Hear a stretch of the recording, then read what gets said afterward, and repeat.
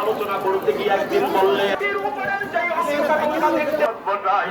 তোমার নবীর সাথে একটা জয়েন্ট লাগাই দিছি, মায়ের সমস্ত খাবার গুলাকে আমি 2 ভাগে ভাগ করছি, এক ভাগ মায়ের শরীরের জন্য আর এক ভাগ তোমার শরীরের জন্য আমি আল্লাহ তাআলা তৈরি করলাম। 10 মাস 10 দিন হয়ে গেল, তুমি একটা মানুষ হইছো, কেমনে বের হবা মায়ের ভিতর দিয়া? ছানা সন্দেশ, ছানা সন্দেশ, ছানা সন্দেশ, নারকেলের লাড়ু, ছানা সন্দেশ, এর যে পুষ্টিকর ছানা গান, ছানা গান।